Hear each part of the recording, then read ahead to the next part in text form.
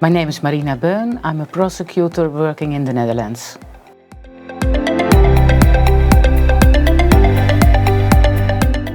Maybe I can explain how we organize it in the Netherlands, because we have a very proactive approach for the cases which are suitable for transfer under Framework Decision 947, and that is that all decisions, all court decisions, they are going to the Office for the Execution of Sentences, and they select automatically by the system all cases which are suitable for transfer.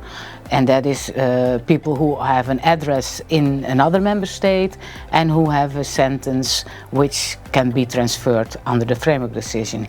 So those selected cases, they will be sent to us, digital, by the system, and we will then do a final check, and we will just look if the person is really living in another member state and if the sentence is really to be transferred. So when we have this check and then we see which cases can be transferred, we will set up the transfer and make all the documents complete.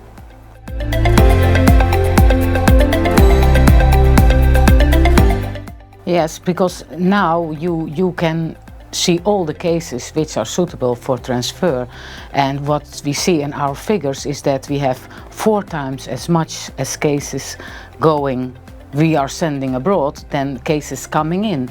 It improves a lot these transfers. And otherwise, what I know from other countries is that there is a passive approach, so only when somebody is requesting to have a transfer, then they will set up the transfer. But if nobody is requesting, then they won't transfer the case. And there are a lot of cases suitable for transfer.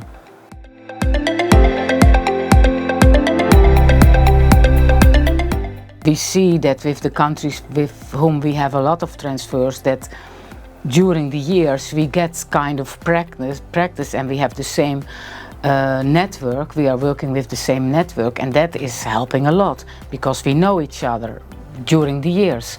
So when you have questions, you can call each other much easier than with countries with whom you didn't have so much contact. Not standardizing, but it's more that we are more getting familiar with each other, and we know to find each other, and we also know more that what kind of sentences are not easily being accepted in other member states than others. So we know better what they accept and what not. For instance, in the Netherlands, I would think judges have a lot of subjects which they have to consider dealing with the case. So it's many subjects. They can't know them all by head. So I would think put a kind of checklist in the courtroom, like these issues can be relevant to the case or not. And then you can just maybe put also websites to it where you can find more information about it. So then you have the basic knowledge, the basic possibilities in the courtroom.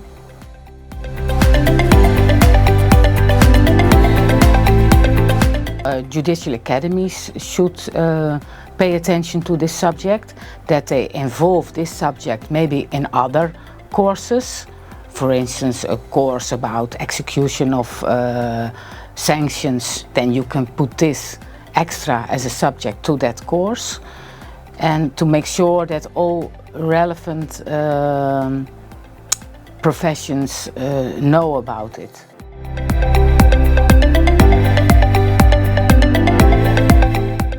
I think you should pay attention to it at the initial trainings, and also in the permanent education, that you have a subject there also. But when you have the initial trainings, you should pay attention to it as well, to inform everyone that this is one of the options you have.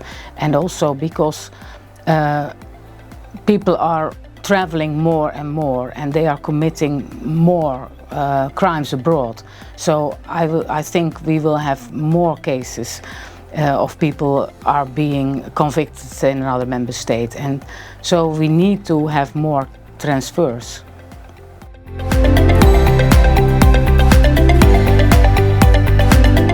The most important thing is that you don't look at how the sanction is named or the form of the sanction, but you have to look at the content of the sanction.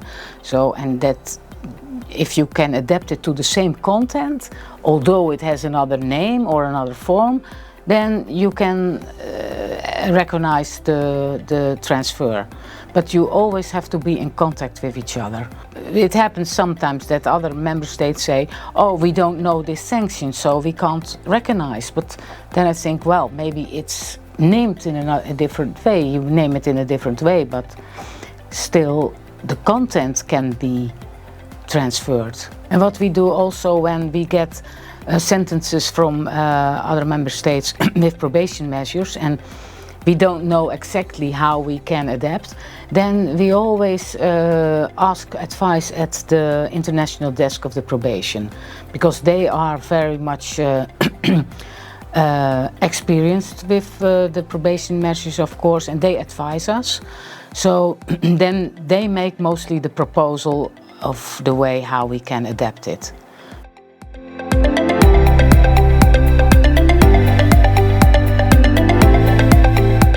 The most important thing that I experienced was that you need to be in contact with the other states, and we had problems with transferring community service to Germany, and it took a long time before they took a decision, and in the meantime nothing happened, so the verdict was not executed, not in the Netherlands, not in Germany, and the time was passing, so that was a problem.